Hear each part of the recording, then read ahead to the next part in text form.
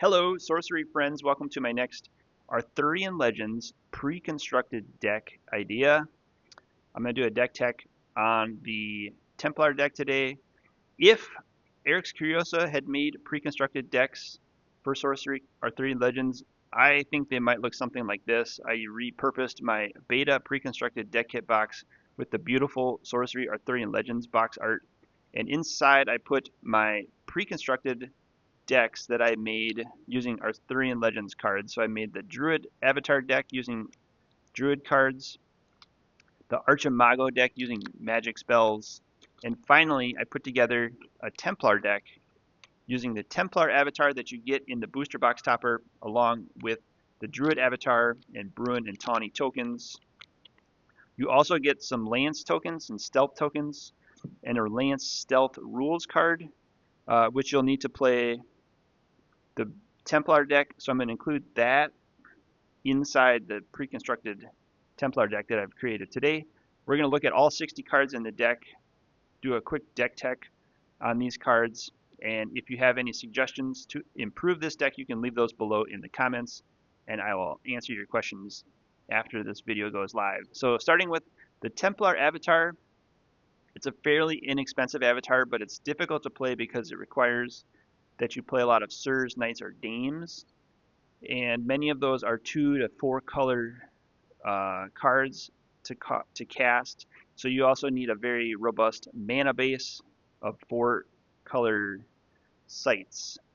So starting with the Avatar, you can tap to play or draw a site just like any Avatar, but the Templar is unique because the first Knight, Sir, or Dame you cast each turn costs 1 colorless mana less to play, so we're gonna take advantage of that in this build. We will also add 4 copies of Blacksmith's Family, which is an ordinary mortal. It provides fire threshold in case your sites don't provide fire at the time of casting. Castle Servants similarly provides air threshold. Those are just ordinary mortals. I have 4 copies of Common Cottagers. This provides Earth threshold should you need it. And finally, Fisherman's Family is an ordinary mortal that provides Water threshold should you need it. Getting into the Knights, this is where the Templar Avatar does its best, is by casting 3. We have 3 copies of Black Knight, which is an exceptional mortal. It costs 2 less to cast if you have more life than each opponent. It's also the first card that has power and toughness. This is a 5/3 for 5. We have 3 copies of Purple Knight, which is also exceptional. It has Lance. We have 3 copies of Verdant Knight, which is the opposite of purple.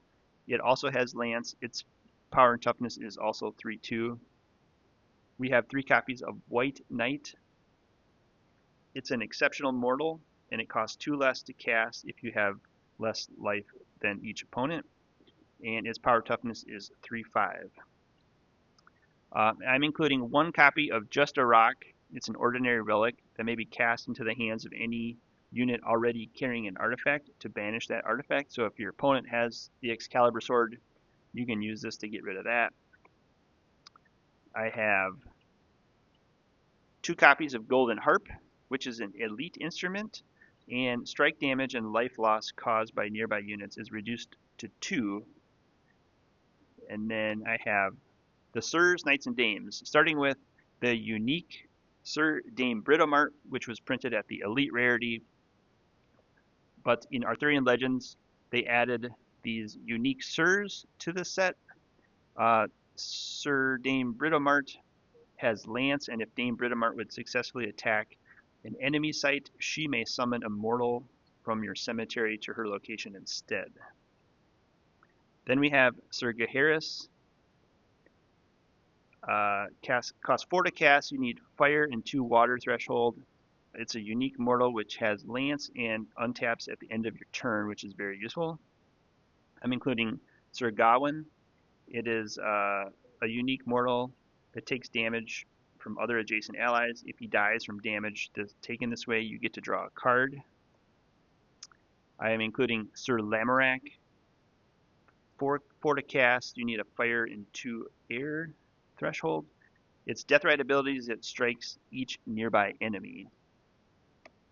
1 copy of Sir Peleus, a unique mortal. It has Submerge. It costs 3, it requires 1 air, 2 water threshold, and it moves freely between water locations. Then I included Sir Primus, 4 to cast, 1 fire, 2 earth. It has lance, lethal, and nearby allies are immune to lethal. And then finally, I've included 1 copy of Excalibur. It's a unique weapon that you can put on your knights. The bear has +1 power for each of your elements.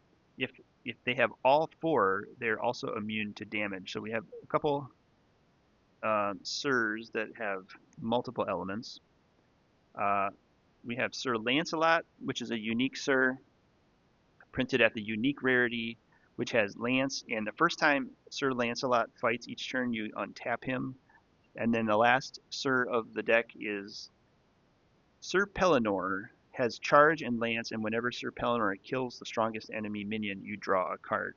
So those are all in the deck. These were all extra Arthurian Legends cards I had after opening 20 boxes of Arthurian Legends. Those are the 40 spells you will need, and then here are 20 sites that will let you play these Sirs and Knights.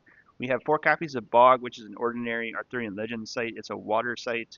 Its Genesis ability is until the next turn, units are immobile while atop target nearby site. Then I have 4 copies of Forge, which is a fire ordinary site. Its Genesis ability is you may pay 1 less to conjure a Lance token here. And several of our mortals have Lance.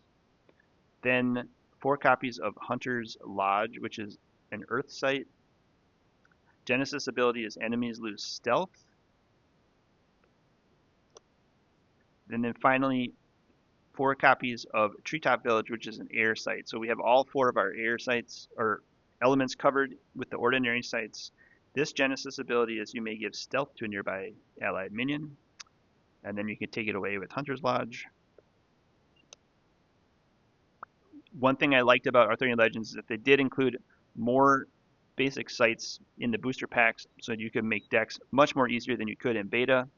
The last 4 sites I'm including in this deck are the Annual Fair, which is an exceptional site, and it costs, for 1 colorless, you can gain an air, earth, fire, or water threshold this turn. So if you're missing a particular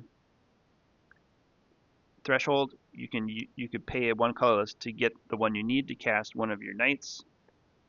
And then finally, 3 copies of Tournament Grounds, which is an exceptional site, works really well with the Sir Knights or Dames deck because anyone may cast Knights, Sirs, or Dames to this site and may do so for no threshold. So that's very important. If you don't have the right elements in your sites, you can use this site and cast for no threshold.